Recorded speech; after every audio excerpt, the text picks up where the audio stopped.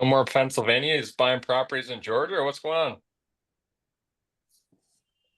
I'm not sure what's going on. He was in North Carolina just No, I last week. just took my son to we just left the grandparents' house in North Carolina, so we're gonna go see his friends in Georgia for a few days. Nice. Good morning, everyone. It's Ravi from Morning, Ravi. California. Hello. Morning. Morning.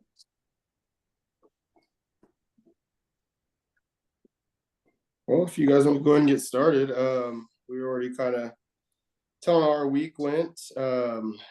Everybody sounds like they had a good week and happy it's Friday. Lindsay and I actually got the opportunity on Tuesday to post a podcast YouTube video. I was on her channel. That was fun, exciting. Yeah, I get to say that I was the first one to interview Vincent. Yes, Lindsay was the first one. Nice. I'll have to check it out. Yeah. There you are, Mr. Val. Good morning, everybody. Good morning. Good morning. So How's it? Val's driving to Florida and Mark is driving to Georgia right now. Look, I hadn't even got out the truck yet. I ran into some traffic in Richmond, and so I'm 40 miles out from the yard. And once I get to the yard, I'll be taking off headed to Florida. So yeah, so we are not there yet. So Oh man! So you get off yeah. from driving and then go back to driving the family. Out of the fire into the frying pan. Yeah. But I am here, so hopefully everybody's having a good day. I am here. How long is the drive for you? 7 hours. 7. Yep. Wow. He's loyal to us. Yeah, very loyal. And he just got off work, or about to get off work. Yes. Yeah. Mm-hmm. But yes, if you guys haven't subscribed to Lindsay's channel, make sure you do on YouTube and follow her on Instagram and make sure you watch the video. Mm-hmm. Lindsay, you have anything? Start off. This week is good for me. I'm finishing up 2 rehabs, so my duplex will be listed next week, and one of my single families will be listed for rent. So that would be at least half of the work. Yeah. How long was the rehab on those? Did it take? The duplex took like 7 months. Dang.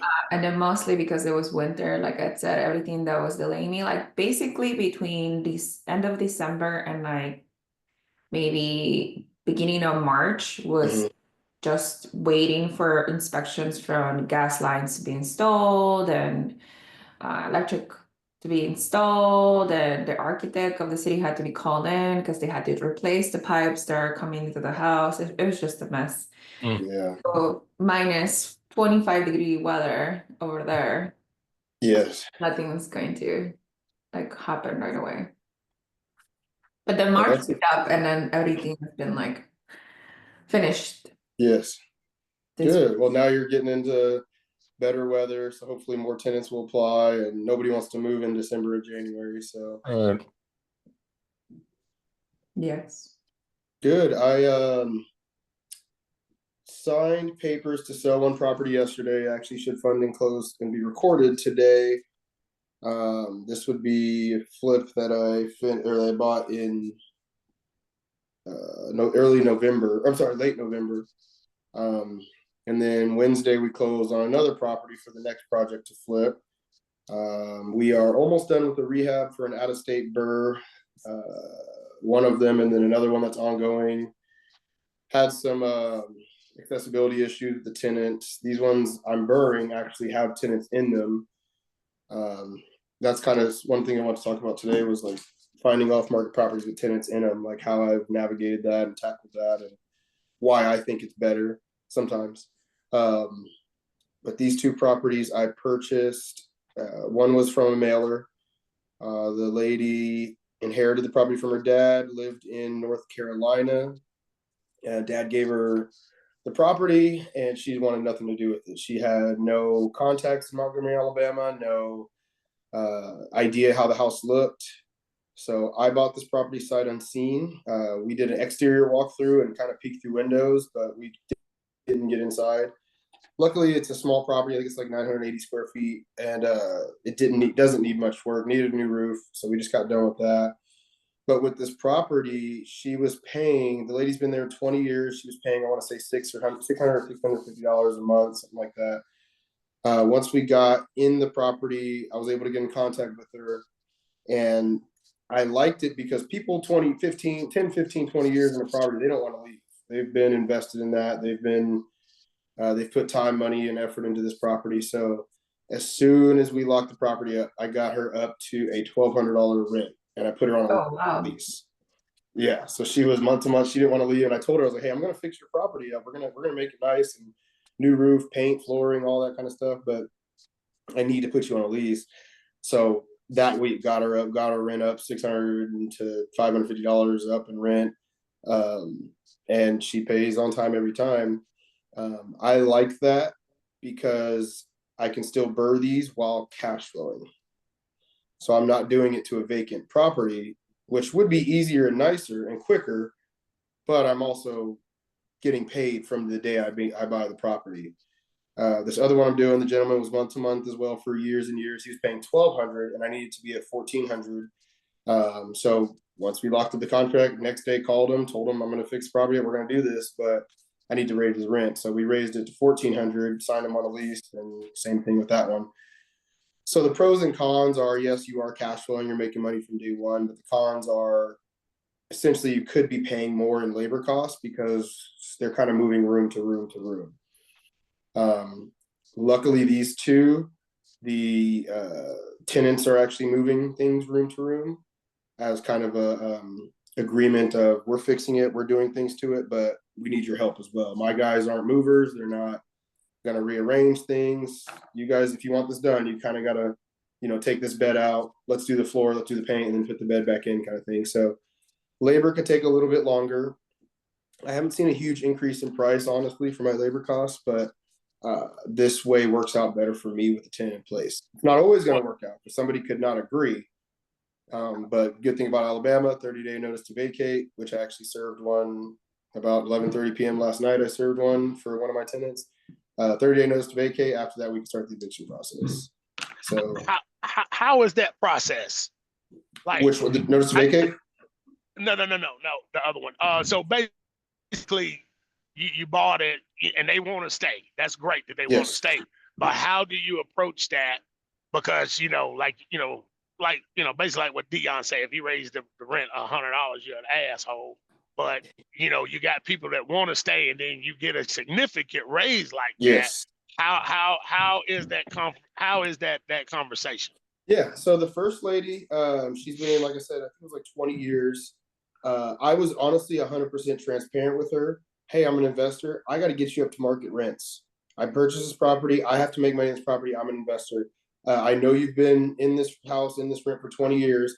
I know it's 20, 30 years of updates that are needed. So the agreement was I need to get up to market rents. Market rents is $1,200. I'm willing to work with you or help out in any way I can, but I'm also going to fix this property up.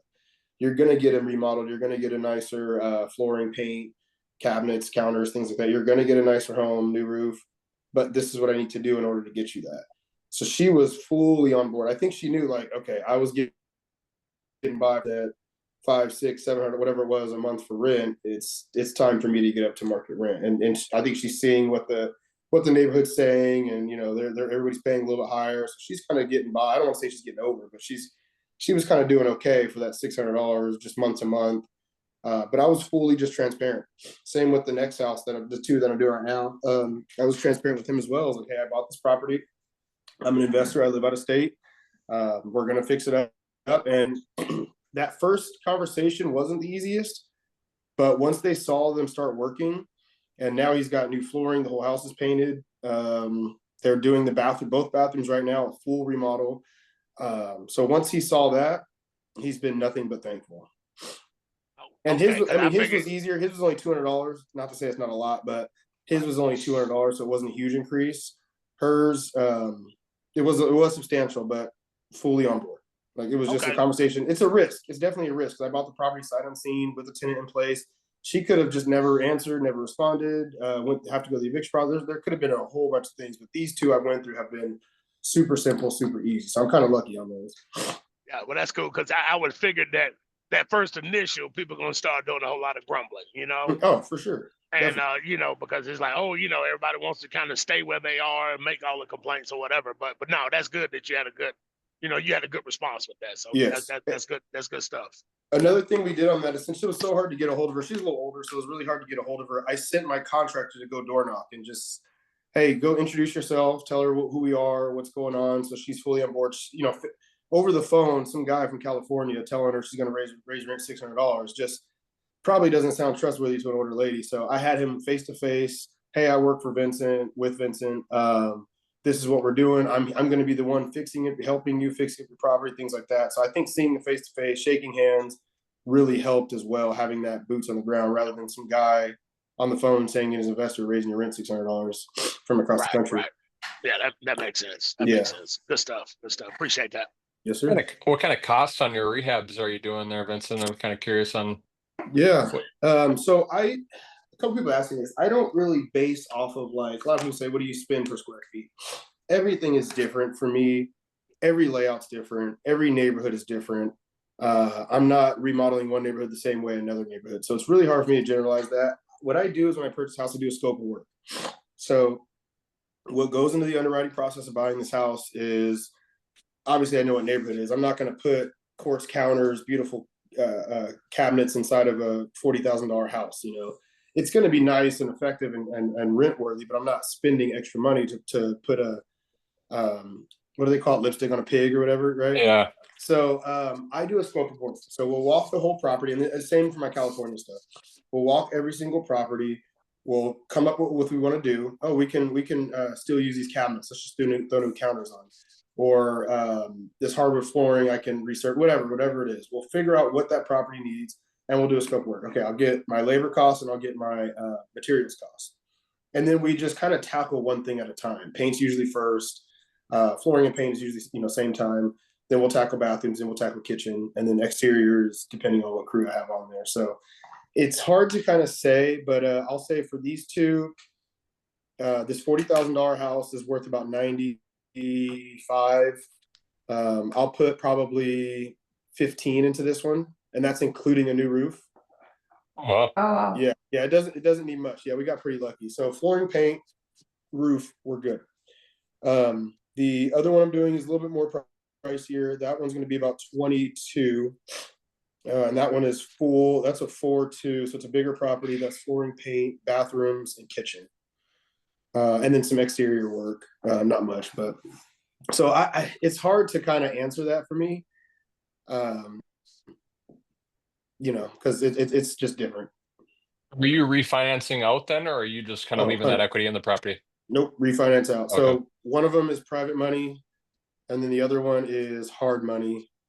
So I'll burr both of these properties. This latest one I'm doing is pretty interesting. I got the deal sent to me. It was from a pay per lead, and the gentleman actually in December of 24 had I closed on it in January. He had an appraisal done on the property already in as is condition for 138. He had just gotten appraisal done, an official. I actually know the appraiser too, so I called him. I was like, "Hey, you did this?" He goes, "Yeah, 138." We went over the numbers and everything before I purchased. So I bought the property for 92. So I've already got the equity in there anyway. We negotiate down to 92. So I'm fixing it up even more, hopefully for a 150, 160 valuation. Hopefully, appraisers I think are the worst people on the planet. But hopefully for that 150, 160 valuation, I'll put 20 into it. I'll be in, 120 or so, a little under 120 with costs. Hopefully get every dollar back and plus, a couple dollars on the top. And then Nice. my payment's going to be $700 or so, and I'm cash flow, or I'm getting $1,400 for rent on that one. Perfect. Yeah, so I'm burring out of both of these. All my out of states are pretty much burrs, for the most part. Nice. Yeah. So yes, I'm a fan of buying property sight unseen with tenants in place. Well, enough about me. Anything else? Anybody have any wins, losses, anything to share for this week or coming up?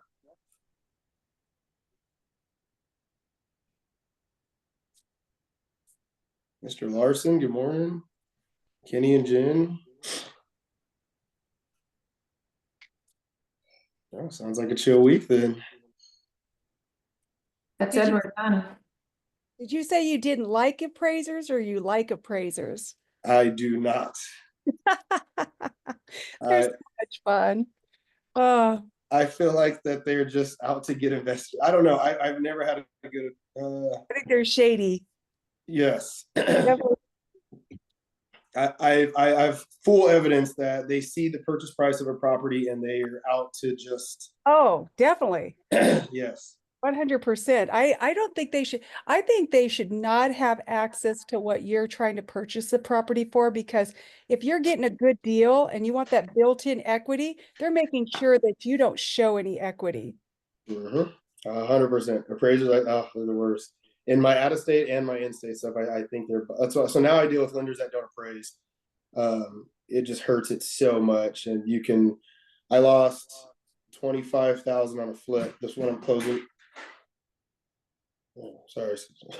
I lost 25,000 on a flip. The one I'm closing on today, because of an appraisal. And yeah, the house touching my townhouse that I'm selling today, literally touching, sold for 700, and they appraised me at 675 when mine was remodeled a month ago and done and way nicer, and next door sold for 700, but I bought the property for 500. So I don't know. It's just, they're the worst. Is there a way to rebut them? So you can counter, but I did not, because when I used this hard money lender I have for this loan, they got an appraisal pre-purchase. So that appraisal will stick with the property for 6 months. So having those two, another appraiser might come in and go, well, I already have two at 675. Why would I buy you over? So I didn't want to spend the extra $700 to maybe get 680. They're it's going to be tied to the property, and he's already got two reports saying 675. It just wasn't, the cards weren't in my corner for that one. So if anybody wants to go on strike with me to ban the appraisal job and get rid of all of them. So yeah, that's the appraisals are not the worst.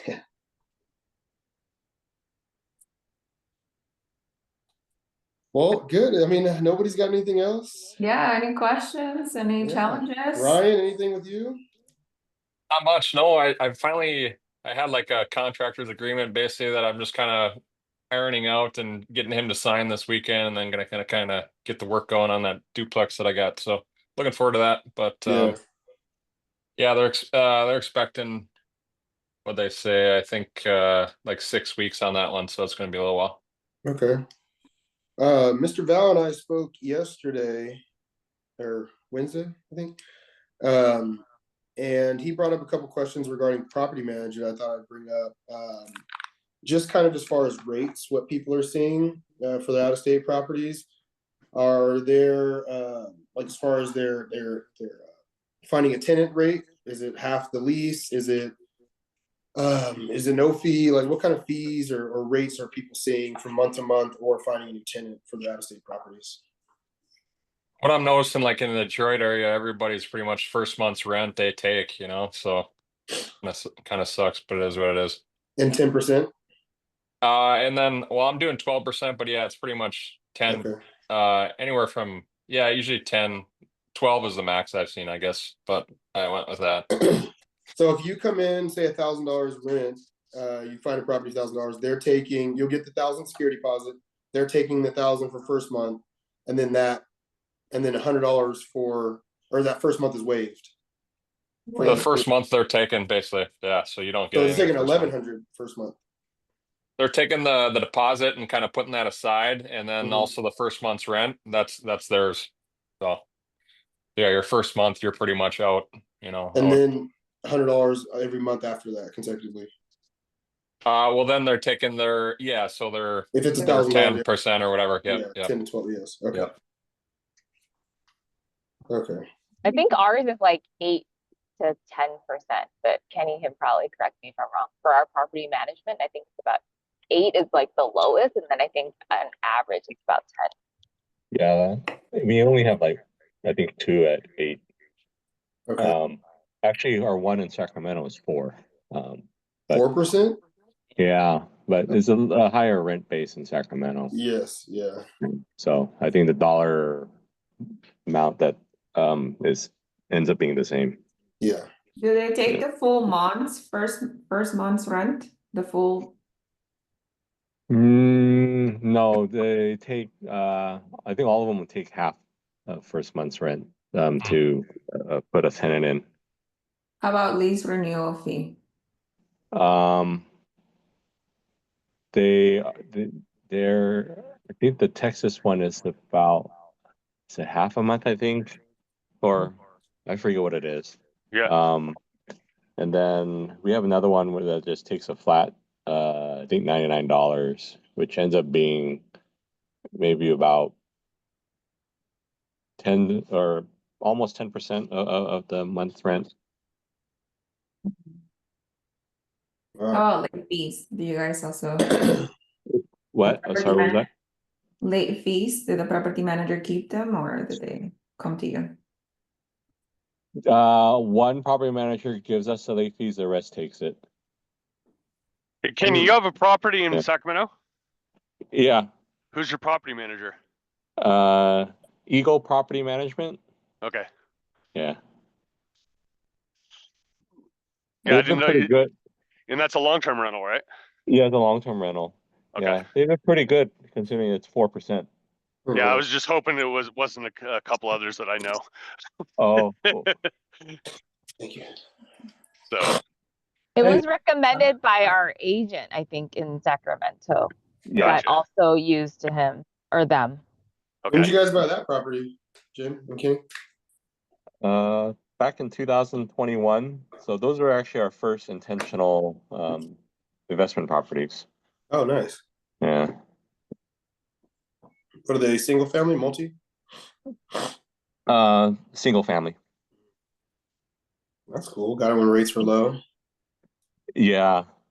I think they're at 3.5% on investment loans. So Wow. That was when the market was insane, and Yeah. we got outbid so many times, and people were like not inspecting and yeah. going over asking. It was an insane time. Kind of reminds me of like 2000 maybe 7 when they were like new built in like Vegas, I remember, and there was like Yeah. a line out the door, and you had to win like a lottery just to get a chance to buy it. Wow. It was, and you know, if you didn't, this was what, yeah, 2007, I guess, or 2006. I So if think you that didn't was get 2005. During 2005, that time. okay, Yeah.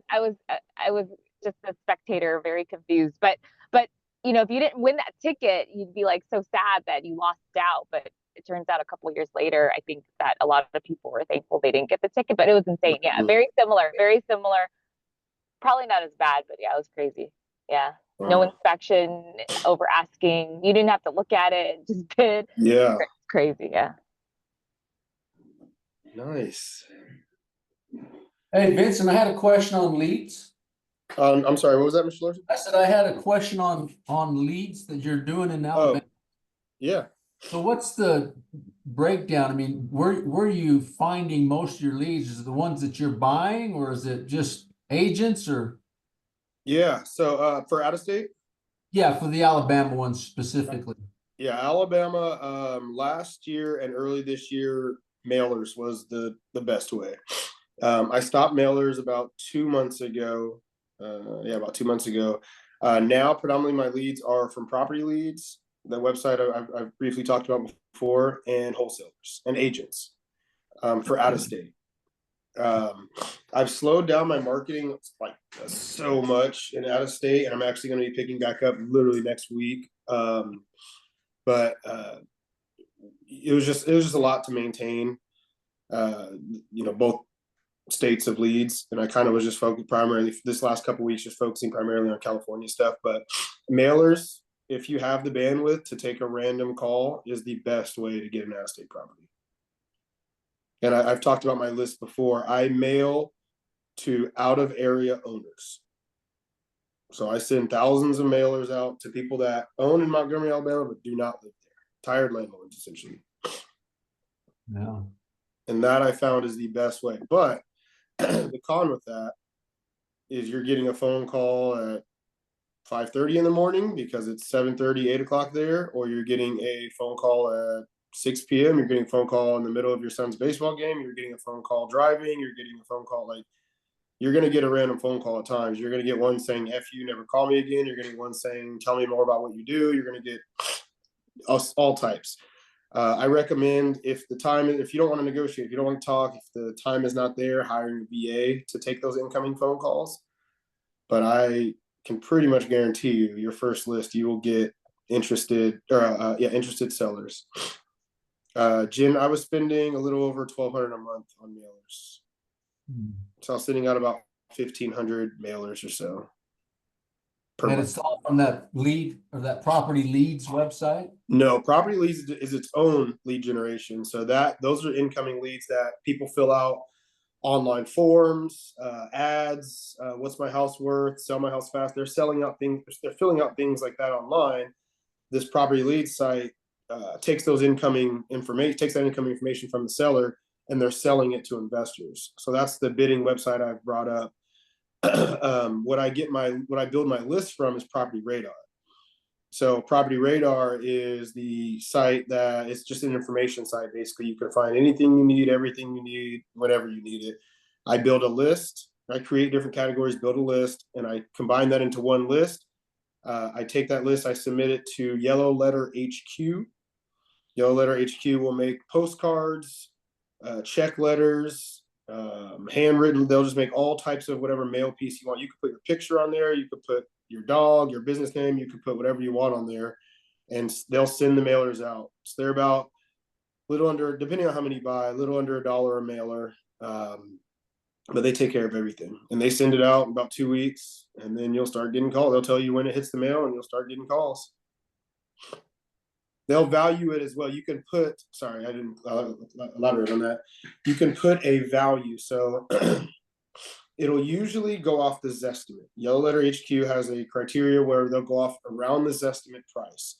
So you can put on my check letter. So I'll send out check letters. Let me see if I have one.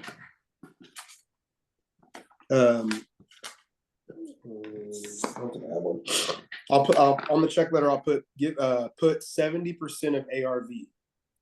So $100,000 house that I mail to, they'll send, hey, we'll give you a cash offer right now, ready to go for $70,000.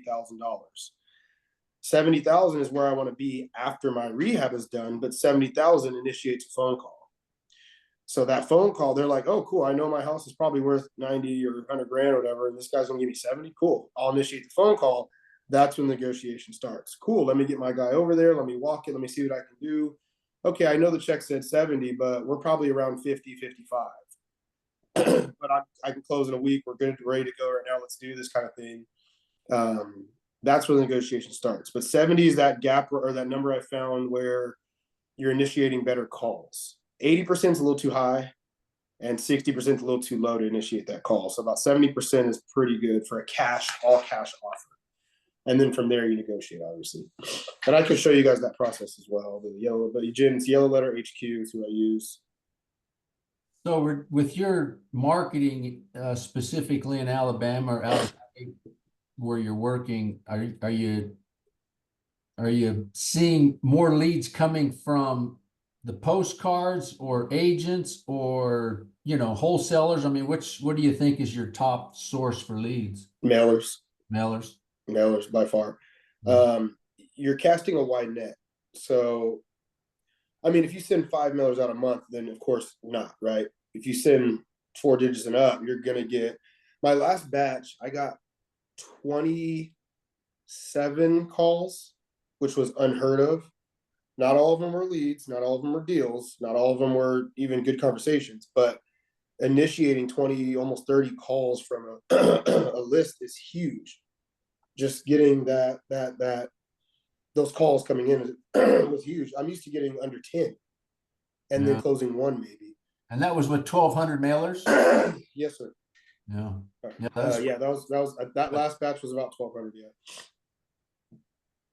Yeah, that's a really good return. Yeah, it was a really good spread there, and that's not every one though. and it's also a repeating game. So unless they tell me don't take me off your list, I keep mailing to them.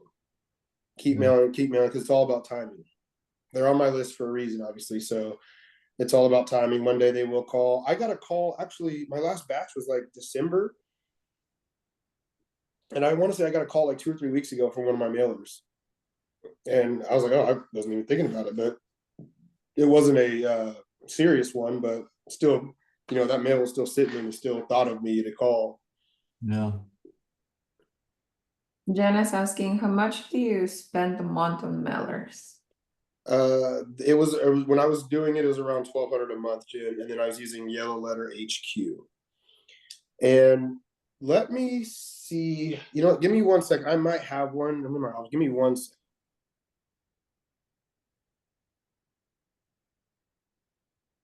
I'm sure you gotten it from your own home.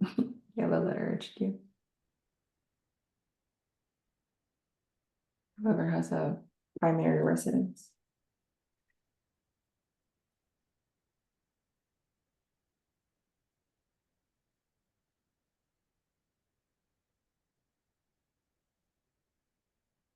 How are you guys sourcing your deals right now?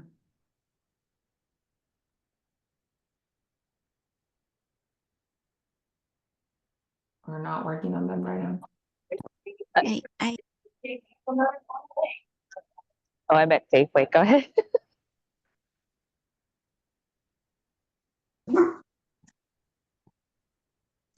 No, I was gonna say when I hear things like that from Vincent, it makes me want to try, but I don't have the bandwidth to like call, or nor do I want to talk to sellers either. I'm trying to figure out like, oh, is it something worth trying, or is that time and money just better spent giving it to a wholesaler that's more effective in doing it right full time? But every time I hear stuff like that, I'm like, I want to try. That sounds awesome. But yeah, I don't know if anybody else feels that way. Kenny's gonna be like, no. Yeah, way too much work for me. Yeah, it's. But doesn't One. it make you think like, you know, you want to try because then you have the resources to visit, but then I'm kind of like, I don't know, right? It sounds. It's that shiny object. I don't know. So I'm trying okay. to. Thanks, Kenny. I'm getting ready to hunt for more properties in Alabama now. So I'm starting to look, but what Vincent is saying that it makes me worried. Maybe I can't really find anything unless I go to a Maiders or something from because I primarily try to buy from MLS, so maybe that's not a good idea. It depends on your market, right? Like I'm still seeing deals in my market on the MLS. Yeah, I'm in Alabama, but I'm not in Montgomery. I'm in thinking probably either stick to my own market, Florence, or going to Huntsville. But I hear Mark saying that I think Mark, you are in Huntsville, right? So yeah, Huntsville and the surrounding area. Yeah, not really seeing anything from MLS. You know, in Huntsville area. I'm just kind of focused on maintaining what I have there right now, and I haven't done, but I've been maybe just hitting the MLS has been the best way to find leads, but you gotta find the sellers that are, been on the market right 90 days or more. They're not gonna budget 2 weeks listed, Yeah. So last year I was looking at the Huntsville market and I had a search list still, and there were a whole bunch of fourplexes. I think they're all gone. There's really nothing in Huntsville for multifamilies. I was so surprised. They're totally wiped out. So you must have bought everything. Well, I have a question for everybody. So I'm kind of looking at my area. There's definitely a lack of inventory. Is that all over the place? So there's a lack of inventory? It just, so can I say, I have a Florence and then Muscle Shoals. and that's just about 45 minutes drive from Huntsville. Huntsville is a hot market, and Florence and Muscle Shoals are kind of smaller town. There are a bunch of houses on sale in Florence, but there's nothing in Muscle Shoals.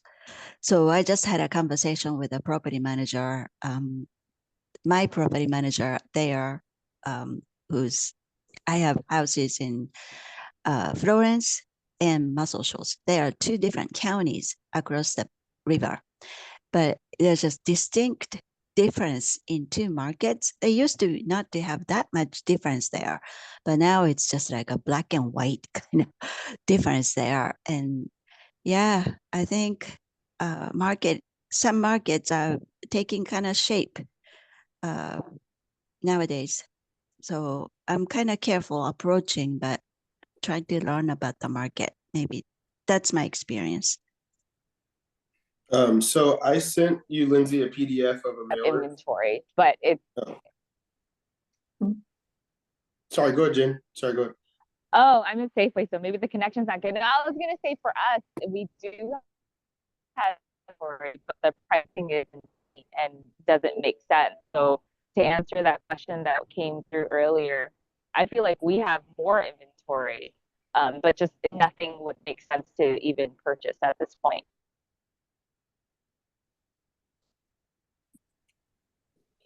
Yeah, going back to the mailers, I didn't find a physical one, but Lindsay, I texted you a PDF of it, kind of what mine looked like. And to reiterate on mailers, it is hard. It's a lot, but I recommend a VA. So the VA could take your incoming calls, text messages. You can put whatever you want on the mailer. You could not put a phone number and just put email me or text me, or whatever you want to do. The mailer is yours. You can put whatever you want. So I can that is a share little this. bit, huh? Can I share this? Yeah, that's what I was saying, because I can't share. The mailer is your choice to put whatever you want. So I recommend, if people don't want a phone call, just put text me, email me. You should be able to scroll down. Go down. One will have actual numbers on it. So keep going. It's just a proof. Okay, right there. So it'll be a pressure sealed check letter. And then you'll see that 70% of that ARV of that 117. So it has the date, it has my address for the business, and then it has the owner's name at the bottom. I can't really see, and then the property address.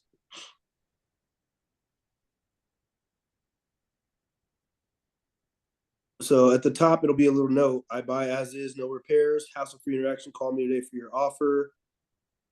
Scroll up a little bit.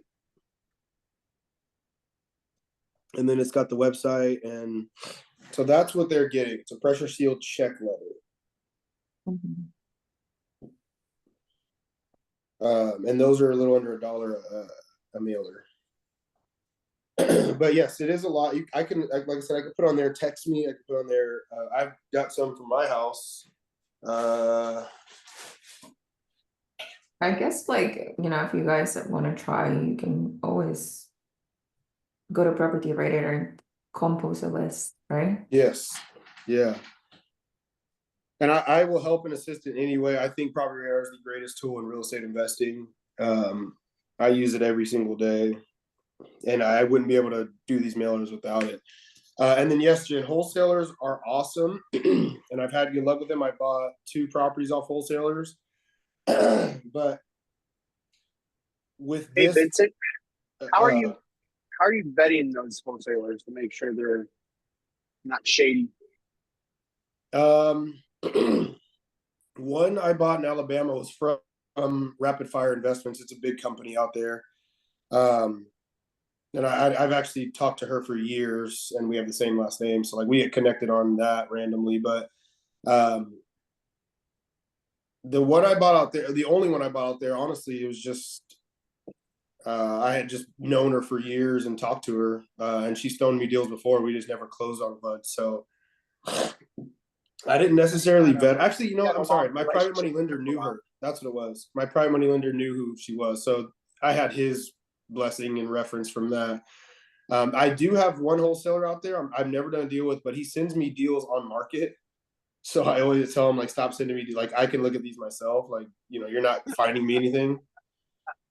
Trying to make a spread for an on market deal plus a realtor fee, it doesn't work. So I was like, just stop sending me deals. But and then out here, I've actually physically met them at the property and stuff for, you know, out here. What do you mean shady? Like they don't have the house under assignment, or they just have like a huge commission? By being shady, meaning like they'll give you an offer and the numbers look good, and then you go to sign on the deed and stuff like that, they'll all of a sudden change the offer. They'll be wishy-washy. So Yeah, so there's scandalous wholesalers out there. Yeah, just last month I got sent from has anybody heard of Investor Lift? Does anybody use that? What is it called? Investor Lift. So yeah, Investor Lift, I got sent a 7-unit portfolio. And I'm analyzing the deal, looking it up. I was like really interested in it. So I contacted the wholesaler and I was talking to him about it. And then I did my research on it and I saw one of the properties was listed on market, and it was listed from this brokerage that I've worked with for years out in Alabama. And I called him directly. I was like, what's going on with this? He goes, yeah, I have it under contract. We're looking to sell it. You interested? I was like, this wholesaler just threw it to me. He's like, there's no wholesaler on this deal. So that got messy, and that was a shady wholesaler who thought it was locked up, but it was actually with a realtor, not the wholesaler. So they are out there. Owners, I would say, could be shady too. So you can have an owner that will lock it up with a realtor. Right. And then a wholesaler will call and go, oh, you got locked up for 300, I'll give you 310. And then they'll lock it up with the wholesaler too. So there's a lot that goes into it now. And I think the scams are only going to get better, I guess, on their end. So you got to do your due diligence. Direct to seller is the best way. You're the only person. I mean, you're not the only person, but you're going direct. Like the owner is signing the contract. I'm not doing a wholesaler. I'm not doing a realtor. I think honestly, the best deals, the best ways is direct to seller, but it's a grind and it's hard, and negotiating is not easy, and you gotta have thick skin and How sales. many points of contact do you generally do with them to close on a deal? One more time, Troy. How many points of contact are you working with direct to seller to finalize the deal? It's going to be multiple because I'm out of state, and my ones here, I've left the same day to go look at a property. And then my ones out there, obviously I'm on my contractor's time. He's got to tell me when he can go. Then I got to walk it. So it's definitely more out of state, but we've closed in, I think my shortest was 3 or 4 phone calls. Wow, that's really good. Yeah, really. That's doesn't happen often. Not at all. I was thinking of like 16 to 20. Yeah, no, that's a lot of the times. Text messages, calls, pictures going back and forth. That's a lot of the time. But my quickest one, ladies one. Do you meet up with them? One more time. So do you meet up with them before you close the deal? Out of state? Yes. No. Okay. DocuSign. Yeah. Okay. Just wasn't sure if you make it a priority to make them feel secure that you're. No, I mean, I'm also marketing to people that don't even live in Montgomery either. Mm-hmm. They don't what? That don't live in. I'm marketing to tired landlords that are out of county of Montgomery, so they're not there either. Okay, I see. I see. That's smart. Yeah. So for people that don't know, also Zillow has an option of seller finance. So if you type in seller finance Zillow in your county, whatever you're buying, there are properties there where you can, not saying you're gonna find great offers there, but you can start practicing your direct to seller conversation as well. Yep. Because that's probably what you're great at, Vincent, like calling and be like, oh. Yeah, it's not my favorite thing to do, but I don't really mind it.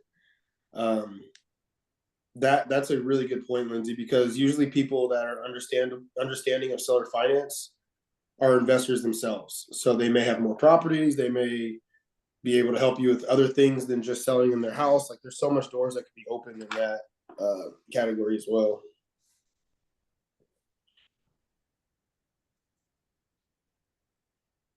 But yeah, that is mailers. And if anybody wants to do it, try it, or need help, or want to build a list, or I can show you what however you guys want to do it, we can.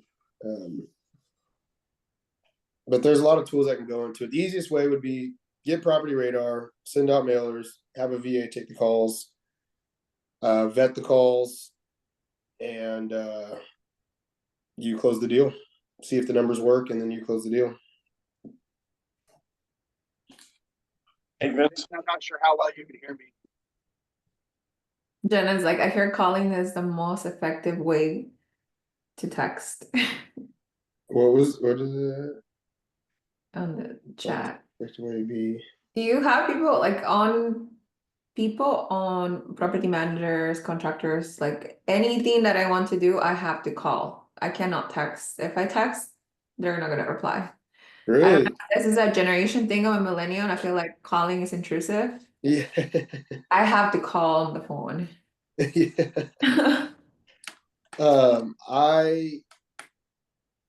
I text everything. I'll call like to get clarification on things, or maybe if it's too long to text, but pictures, like everything is on is text or email.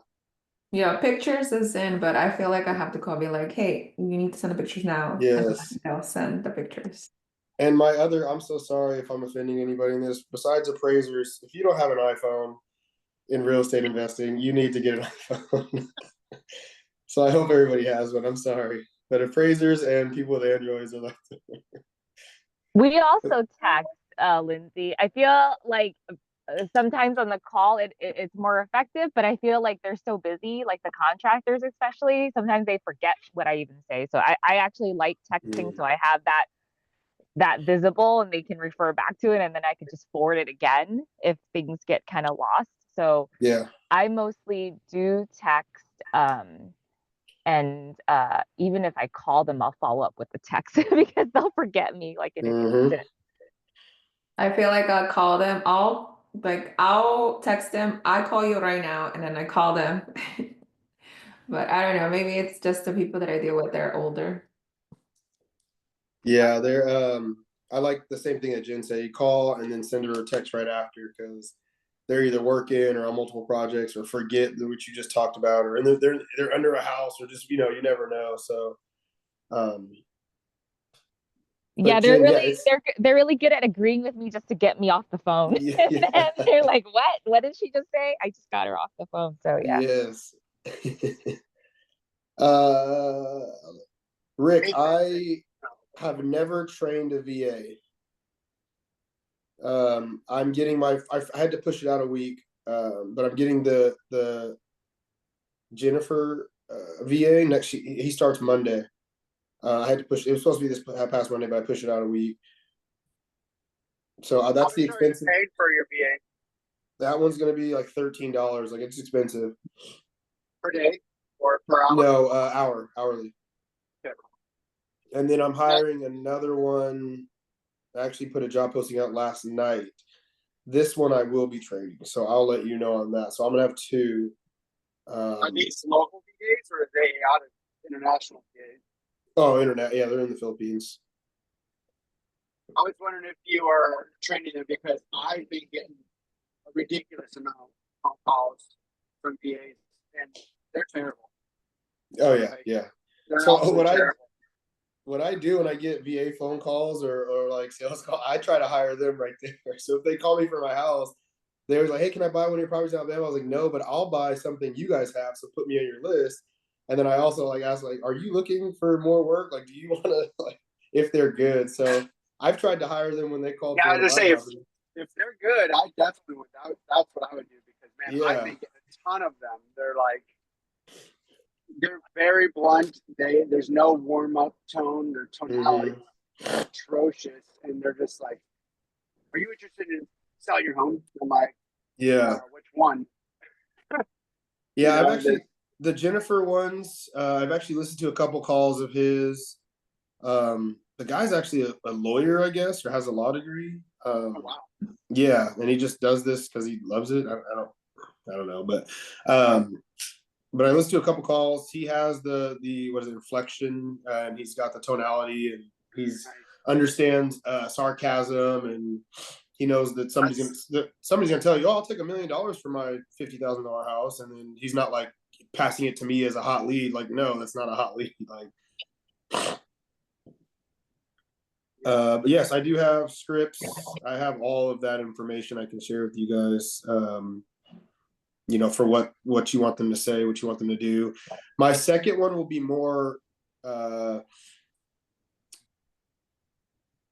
admin rather than cold call or outreach, or that'll kind of be that. That's the one I'm actually actively looking for, because they'll be doing kind of a lot of other things. But I'm gonna try the Jennifer thing out for about a month and just see. I don't know if I'm a big fan of cold calling.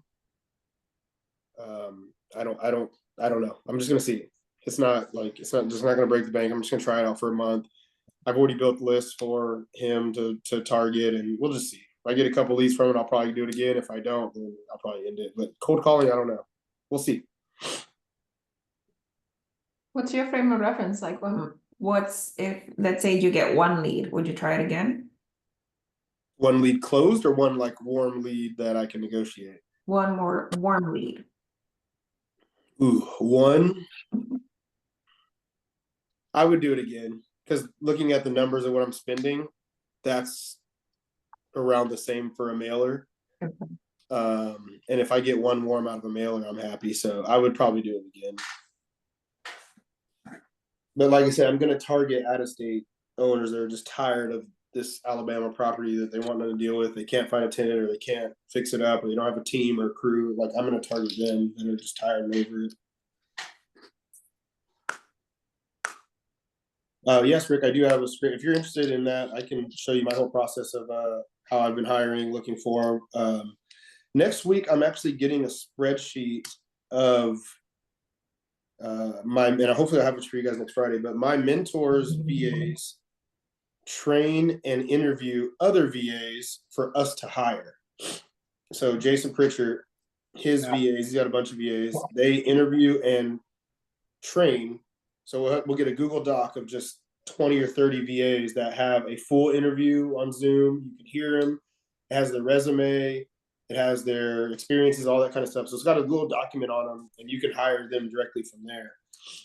So I can always share that as well. And they're already trained and pretty much ready to go. Yeah, a VA to train a VA is genius. Because instead of taking your time out there, you're paying somebody $4 or $5 an hour to train other people. And then it just grows your community. That's huge. Yes, and then he just gives them to us, and then we can hire from there. Yeah, so it's huge. So I'm outsourcing because I haven't got the list yet, but it's coming out next week. Well, it gives you your time back that you can focus on actually making deals. Yeah, exactly. And he's got him to the point. He's got one VA that will actually close deals. He's got her. But she's been around for years, and she can actually understand the market, negotiate the deal. Give a valid cash offer in the market that he's in. Like, he's got her like that, but she's making good money. I was going to say, you got to pay her for that. Though. Oh, for sure. Yeah. I mean, if they're doing that, then they're worth every penny, though. Essentially, she's out of the country closing deals for him, and he's, chilling. So Vincent, most of your setup started on, or is based on Jason Pritchard's type of setup? Everything in state is based off Jason Pritchard. Okay. Are you still going next week? Oh yeah, yes. Oh yeah, we'll talk about. Yeah, we'll have to cancel next week's call because Lindsay, Jim, myself will all be at a meetup. Just go live. Oh yeah. Actually, that'd be kind of cool. Jason will probably charge me to do it. Oh, it's ORAAT. He's gonna have Michael there anyway. That's true. Yeah. Actually, that would be kind of fun. I know. I should tell Zuber to. That's a good idea. Ask him about it. That'd be cool. I'd like to be a fly on the wall. It's gonna be huge. But yeah, you'll hear tons about that. There's way huge people that are doing this kind of stuff across the country. Oh yeah, I was a part of Sub 2 for about a year doing some stuff. Oh yeah. Pace will be there. Yeah, I'm closing down my storage right now, going up to my property to start demo. There you go. Nice. That's exciting. Gonna be all weekend? No, it's only a 1 day. I had to push everything off because I got so freaking busy on remodels. So it's, yeah, we're just doing a 1 day because I had to be out of the storage. I didn't want to keep paying for it. Yeah. That's one business model I definitely want to look at. Good. One thing I want to say that kind of hit me this week was Do you have the number? I hope everybody's talking about what they do to everybody. Like, I'm a real estate investor. I buy houses, I do whatever, like just talk about it. A lot of people in my own community didn't know what I was doing because I'm so bad with social media. We're actually in the works starting like a content creator kind of thing and doing that side of things. So I'm getting over this fear and being uncomfortable and doing this to try to grow. So I would say my recommendation is just talk to everybody about that because you never know who you're going to run into. I know somebody who knows what I'm doing, but just not the caliber, and now walked into some more private money because of it. And I haven't utilized it yet, but he's like, "Oh, I got money. I'm trying to put it to work. Like I didn't know you did that." But just talking about it bridged that connection, and that made it so much easier to pitch private money because he came to me. So like I always recommend talk to everybody, tell people what you do. If you have a W-2 job, I wouldn't even talk about it anymore. Like I'm a real estate investor. I just happen to work for so and so on the side, but I'm a real estate investor. If this is your passion, if you want to do, because you never know you're going to run into or who's got money or what. So I highly recommend always just talking about it and telling people, or who has a deal. Somebody be like, "Oh, I inherited my grandma's house and I don't know what to do with it." Cool, I'll buy it. If you're not already, please work on that this week. Talk to everybody. I'm horrible at that. I don't ever talk about it. Really? Like my family and friends, I just don't want to hear about it. So, because then nobody's in the same journey as you are. Mm-hmm. But it's easier to talk to strangers about it for sure. 100%. So it's my family's old, or I have a really, really small family, and they're old school. You have a good job. Why don't you stay there forever? What are you doing? Don't you know a recession's coming? Like all that kind of stuff. All right, whatever. I just got to pivot. I just got to shift. I just got to learn this, whatever. But I'm doing this. So we're past that. It's been a couple of years now. We're like past it because I was crazy for leaving my job. Like nobody's had a job like I had in my family. So I was like crazy. It was done for leaving, but I'm doing it. You know, I'm happier. But it's hard, family and friends, when you think they don't want to hear, or when they actually don't want to hear, or you know, they say what you don't want to hear, things like that. That's definitely hard. And there's some people I just don't talk to about it. But I think the passion for it and the drive is outweighs that. Like, and you're going to be in these communities like this. Like we love talking about it. We could probably talk about it all day today, all of us here. But I wish everybody around me could. And I wish I had better people around, but I think it's like it's opening more doors by just talking about it. Yeah, I think like it's what Michael Silver said too. Like find the people that are also in the same journey. Mm-hmm. You will be. It's hard. It's honestly really hard to find people in this because you can't just call your neighbor and be like, "Hey, you want to invest in real estate together?" Like it is really hard. Yeah, that's true, Rick. Yeah. From my side, I think you have to talk to the right folks, right? Sometimes when I talk to some folks about investing, they discouraged me. So because of that, I didn't buy my first property. I delayed it for 2 years. They put all the negative stuff in my mind. Yeah, sometimes you have to choose whom you want to talk to, right? Yep, exactly. Yeah. So people that don't have any rentals give you advice. Oh, you should be doing this. I'm like, yeah. How about you get some experience and then you can tell me. Yeah. Hey, anybody going to the Deal Champ event next week? I'm going. Vincent, Jim, and I are going. Robbie. Yes. Oh, okay. Are you going, Robbie? Yeah, I'm going. Oh, nice. Okay. Where is everybody? Where are you staying, Lindsay? I choose an Airbnb. Oh, nice. Okay. Yeah, I'm also going to stay in Airbnb. I haven't got like accommodations yet because we might be, my wife might meet me Saturday after the event and we might just shoot down to LA or San Diego. I'm not sure yet. So I'm waiting to see if they're coming with me or if they're staying and we're meeting on LA. So I don't know yet, but I might just get a hotel room for Friday night. But Jason's having something, I think, Friday at his house, I think. So I'm not sure. But yes, I highly recommend just talking about it. I'm trying to find bigger rooms, better rooms.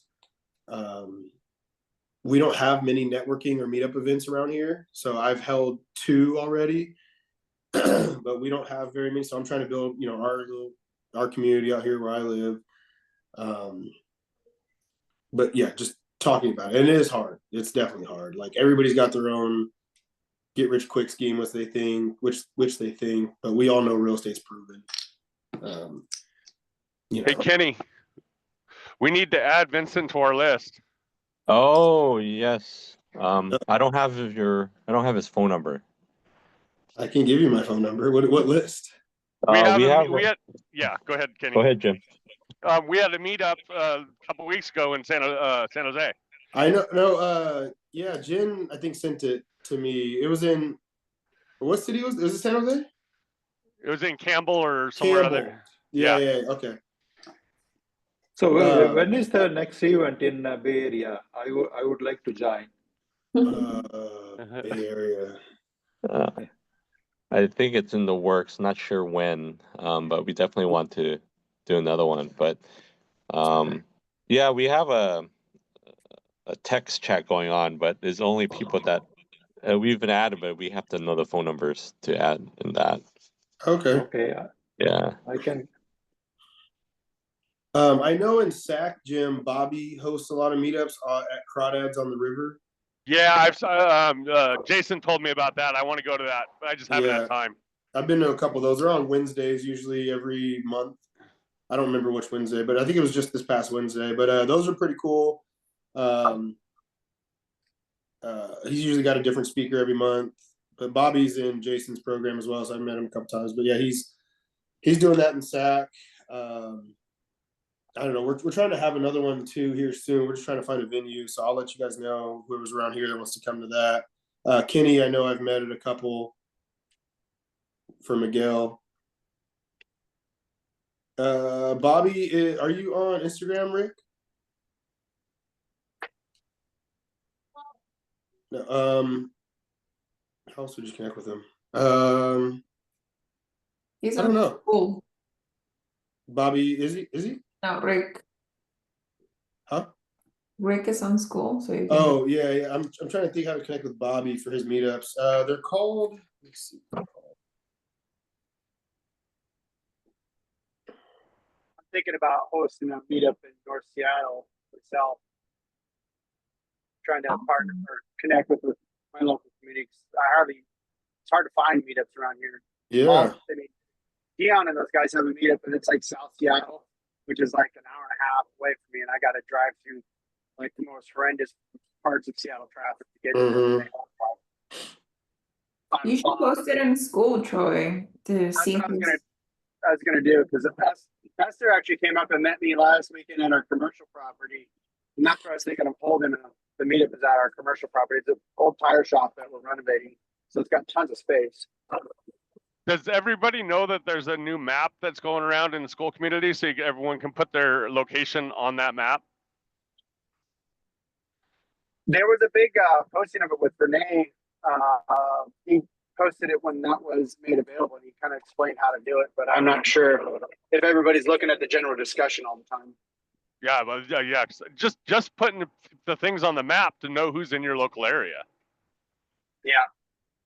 I'll say I was trying to do it with my mobile phone. It's kind of cumbersome. You kind of have to use it. I think you got to do it from your desktop. Yeah, I did it from my desktop. So yeah, there's a video that tells you how to do it. It has to be done with the desktop, though it doesn't work with mobile. Yep. Yeah, it's kind of a mobile phone is what I live off of. But hey, Rick, the event is called Capital Wealth Builders. You may have to just Google that. It's on the meetup website. I don't think he's on school. I don't think he's in this community, Bobby. But look for Capital Wealth Builders Sacramento, and I think the one was just this past Wednesday. But it's Bobby Peterson and Chad are the two guys that host it.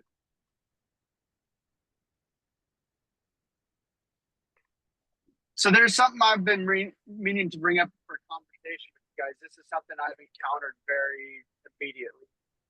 Is that I'm not sure how many of you guys do self-managing with your own properties. I do, and I'm trying to lease up my apartment right now. And I have been running into a lot of people ghosting me after I do the initial phone call, schedule an appointment with them, and then they don't respond afterwards. And little did I really pay attention to this or remember or know, is that there are a lot of scammers right now that are posting.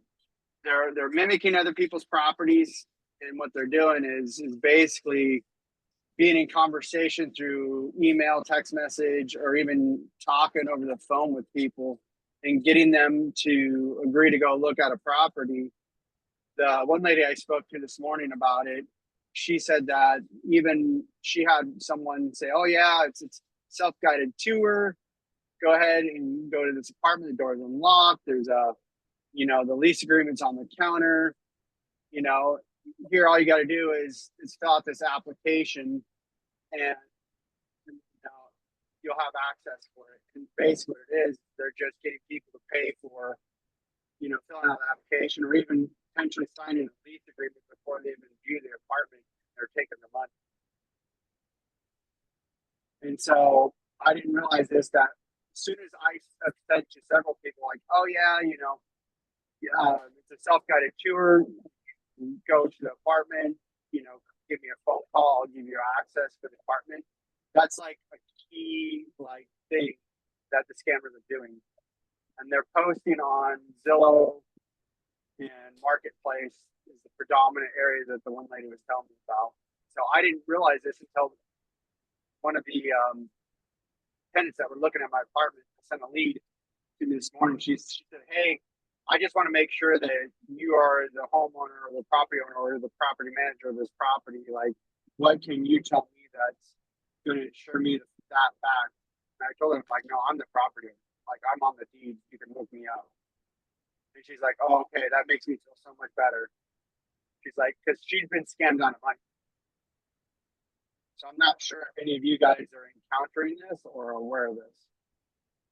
I see that happening on Facebook Marketplace, but Zillow.com, don't you have to have verified? I think Zillow can, if I remember right, when I filled out the information, you can create an account, but I don't know if they actually verify you're the actual property owner. Because it's just like, you list the property, you fill out your name and information, but I think you could put any name and information on there and post the property. I don't know how they're verifying it, so I'm not 100% sure on that. And I'm wondering if Zillow is aware of this. I know the apartments.com, I fill out the information and they go through an authorization after you submit your information to them. Yeah, I've been on boards for 18 years, and for the last 10 years at least, we've been having email scams out almost every other day, trying to get funds, because I was treasurers and stuff for most of those times, and they would send a thing out, and a couple of the associations got bit. They thought it was one of their board members because they look real. It's the emails that we use, everything else, and it looks real. It's a fake invoice, everything else. We need this paid. They ended up sending it. You just got to be real careful of anything and verify it all. Yeah. Yeah, so I've had to change up my strategy a little bit to ensure these people that my leads, because I'm 15 days now further than what I expected to be leased up on an apartment. Not knowing that a lot of these people are scared to sign on to something or to believe that I'm the actual property owner. And this was Facebook, Troy, you said? Well, no, I have all mine. It's through, we're utilizing Rent Ready to post on all of the apartment finders. So Zillow, Trulia, apartments.com, anything that that someone could utilize to look for a place to stay. So, what the lady was telling me is that like Zillow is she's been scammed on Zillow. Then there's like Marketplace is notorious for it. Yeah. I've actually, one of my rentals I posted on Marketplace, somebody else reposted. Yep, they copy and paste it. Yeah, as the owners, because they're trying to get the deposit. Yep, exactly. They say, here, fill out this information for the deposit. That way we can let you in. You know, you got to pay for the deposit first, and it'd be like $200, $300. Yeah. People are like, oh, that's a good deal, because it's normally like more than that. So like, oh, hey, I really like this place. Yeah. Next thing they They're pay, not the owner, but I think I reported it, and they immediately took it down. It's an inconvenience for sure, but That's happening on Airbnb too? Not that I'm aware of. I mean, Airbnb, you go through it's a more scrutinized verification. I don't see how they can do it on Airbnb. maybe outside, if you're marketing it outside of Airbnb, maybe. Yeah, that would be. Like if you're posting it on Marketplace, yes, like and Zillow, because we market our Airbnb as well on apartments.com and Zillow as well. What kind of feedback do you get from that? People who are interested, Jim? Yeah, interested and or actual bookings. Well, we use those primarily for our midterm rentals. Okay.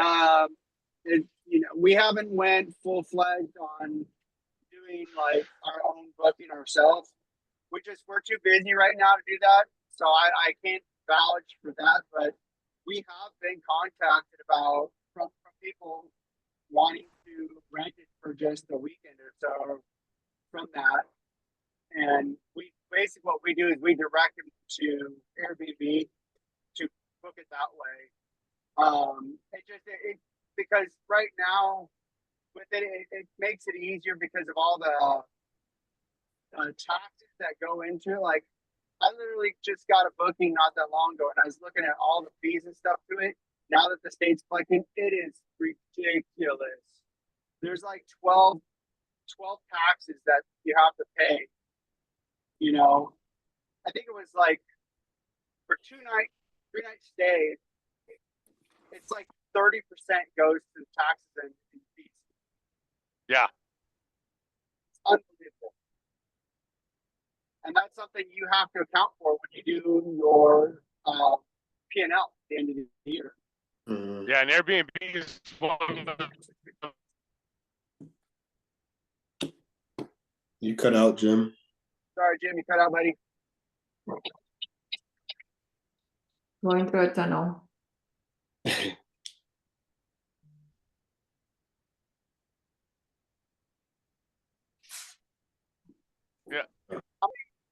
I'll let Jim answer. Take your back, Jim. We lost you. Yeah, I'm not. If you can hear me now, I'm probably not going to be able to hear anything because I'm in a very bad area. Okay. We can hear you, but you probably can hear us. The dedication. I love it. Thanks, everybody. I appreciate it. All right, Jim. We'll talk to you next week. Hey, somebody should have a talk. Somebody should have a talk with Mark. He's not saying much lately. It worries me. Oh, that's right. He's not trying to be a smart ass.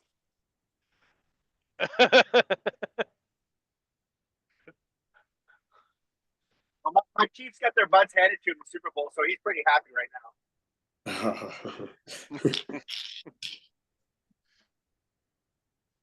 now. Lindsay, you got a house in front. You rented an Airbnb. You said. One more there? You rented an Airbnb. You said in Fresno. Yes, I did. Now I'm worried about that. It's all of the scams you guys are saying. Oh yeah. No, it's a Airbnb. Yeah, it's on Horton, which is like 10 miles away from the casino. The casino. Oh, okay. Yeah, I waited too long. If you can still hear me, and it was on for an Airbnb, so I'm staying in Fresno. Lot. You're still cutting up a little bit, but Lindsay, if you book through Airbnb, you're fine. Yeah. So reminder, we're not going to be here next Friday. Yes. Everybody, I'll post it on the school as well. Well, anybody have anything else? I was going to say this real quick before I have to do my next delivery here. Yeah. So with my turn on my apartment, it's one thing that it's high on my list to do is, and I'm not sure how many of you guys are out there that are operating from a distance virtually, basically. Like my contractor, he's a good guy, means well, he's very affordable, but he's trying to build a system that's pretty effective with getting the apartment turned over. I know that like when I have someone, I'm gonna have my cleaner go in and basically do a thorough walk through it and check everything prior to doing any type of turn. Because I have my contractor go in there and do that, and it's just like next thing I know, like, oh hey, this door frame here going to the bathroom, it's cracked. Oh, this is gonna need to be fixed, and this is like the day of him finishing. I'm just like, oh, I needed to know this. Like, especially when it comes to doing your move out statement with your tenants as well. It's like I needed to know, is this a door frame that we need to replace? Like, how bad is it? Like, how long is this going to prolong my turn too? So the one thing I realized is my most recent turn is I need to be better about having a very straightforward system of procedures of when they go into the apartment, what they're looking for, what's the next course of action, communicating with my contractor, hey, these are the things I need you to do and need to be done. This is the time frame I expect it to be completed by because I need to get this unit turned and rented out. Like this unit turn has turned out to be like a 30-day situation where I've been out of it's not been rented. And it could have been done, and it should have been done in a matter of less than a week. So I'm not sure if you guys are doing this or what you guys have in place. Yeah, that's what I kind of spoke on earlier. I usually build a scope of work once closing the property. I mean, we kind of know what we're going to do once walking it even before purchase, but building the scope of work just outlines everything we have to do. The things that come up in that, you tear the tile out of the bathroom and you got to redo a lot of things, things like that will always come up, but I put those kind of fires out as they come.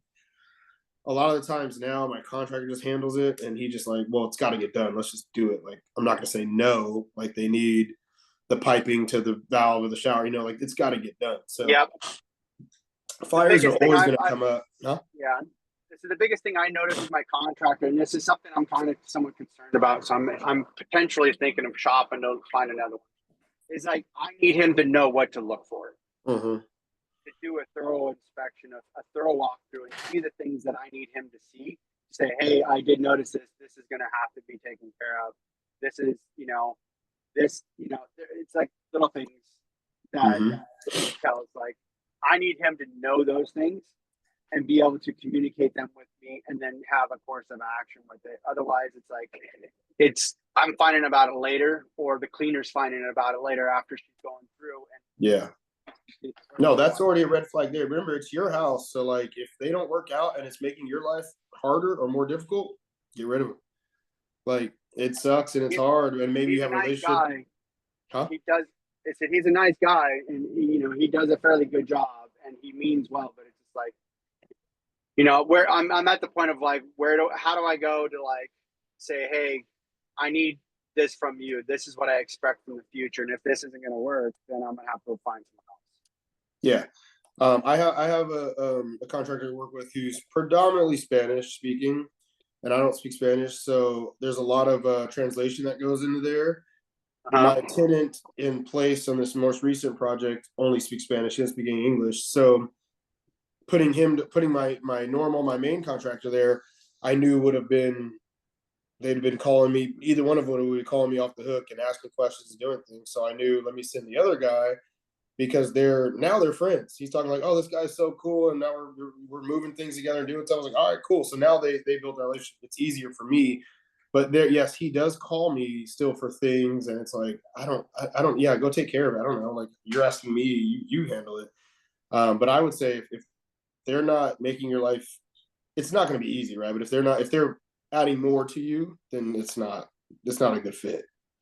So I would say make a list of all the things you notice that he's like missing or not thinking about, like, you know, per room, all the outlets have to be functioning. Per room, all the cabinets need to close. Like, doors cannot be sagging, base bricks cannot be missing. So have a checklist, because it sounds like you're getting it when it's turnover.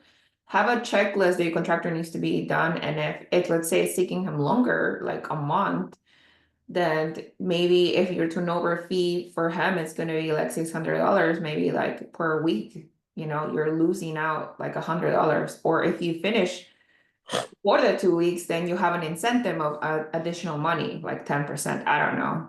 So maybe that would be work. So he knows, like, because a lot of people are like, oh, there's no structure. So they're just gonna be like, oh, I don't know when he needs it done. Maybe that's just all he needs, maybe a checklist. Yeah.